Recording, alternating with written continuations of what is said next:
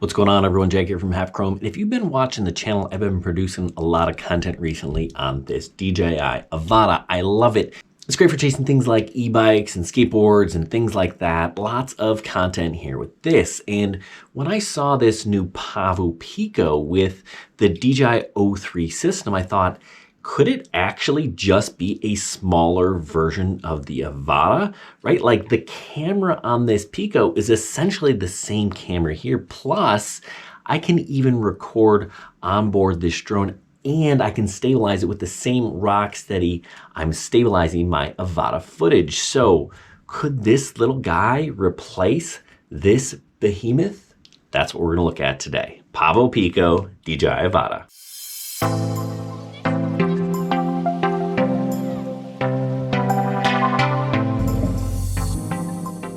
Okay, so first let me just talk a little bit about this Avata, and I really like it. No, it's not a classic FPV ripper like some of these things I got on my wall. I'm not doing freestyle with this, but it has got an excellent camera and it's a ton of fun to fly. Pair that with these DJI goggles too, and it is a fantastic experience. Super crisp, super clear image. I just love flying it, whether it's in sport mode, manual mode, even normal mode indoors.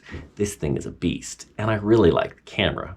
Now it's super easy to fly because it has that altitude hold, it has GPS, has a bunch of safety features built into it.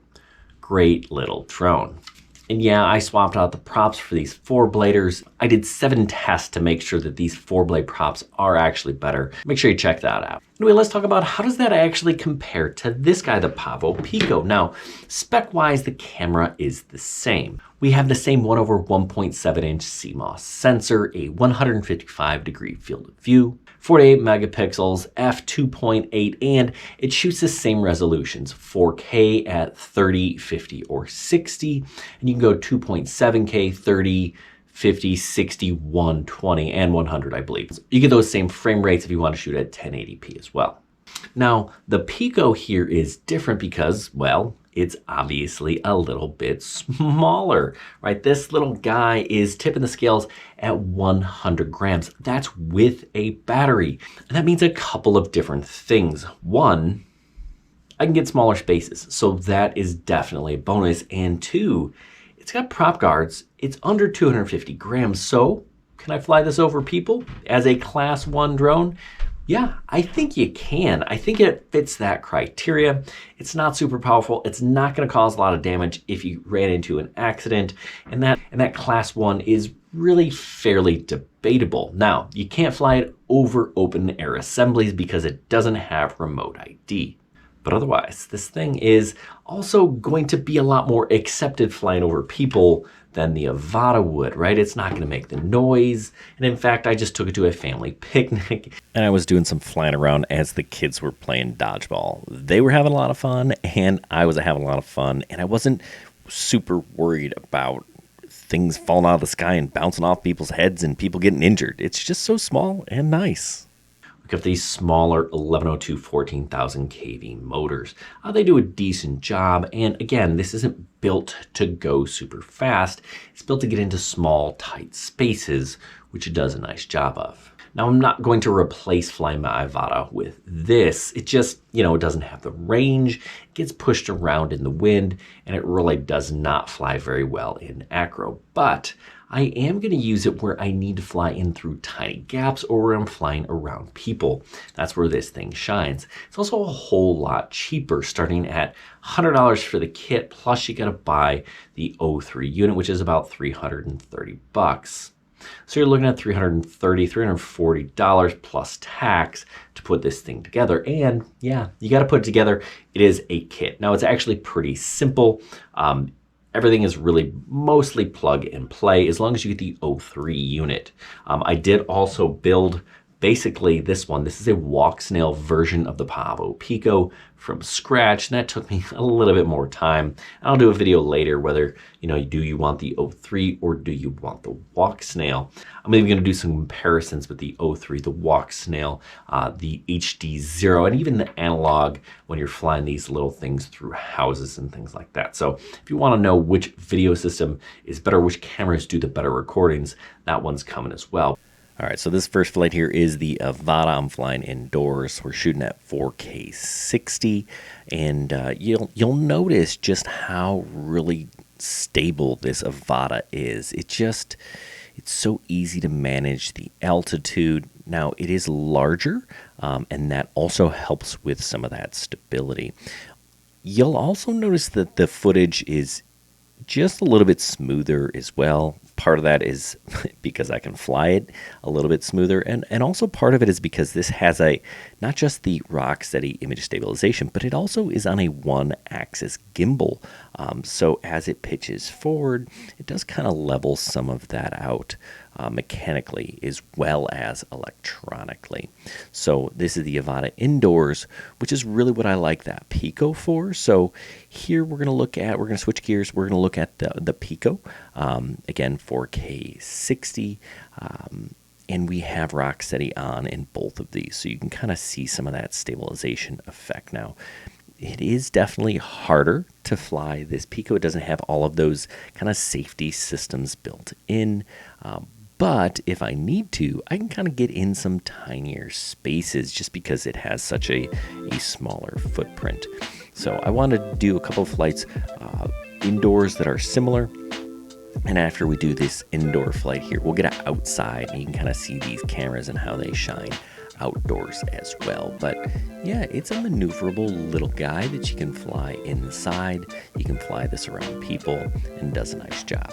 Now here we're going to switch gears. We're going to take the Avata outdoors. We got a nice sunny day. We're going to get this thing out over the water and just kind of stretch it out a little bit. I definitely feel more confident flying,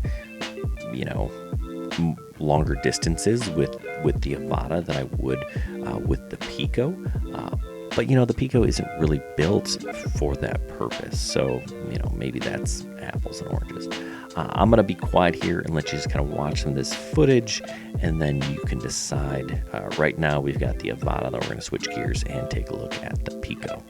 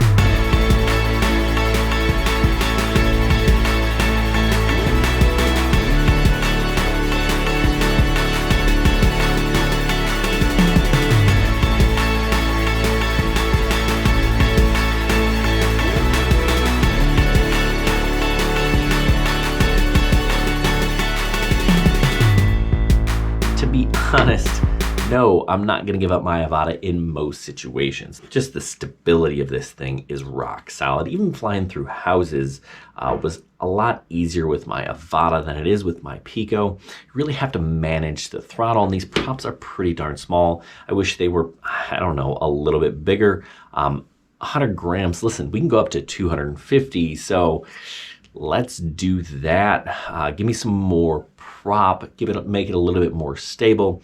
Not too much bigger, but I wish this was just a little bit bigger. Give me a little bit more stability, a little bit more power, kind of balance this thing out a little bit more. Now this is a fun little quad, but it certainly isn't going to replace my Avata. It's going to supplement my Avata when I need to fly over people, when I need to fly in tight situations, but it certainly can't do everything that my Avata can. Anyway, I have some more content coming out on the Pico, which version you want, walk, snail, DJI, and all that fun stuff. So if you haven't already, make sure you hit that subscribe button. Anyway, thanks for watching. Good luck, everyone, and happy flying.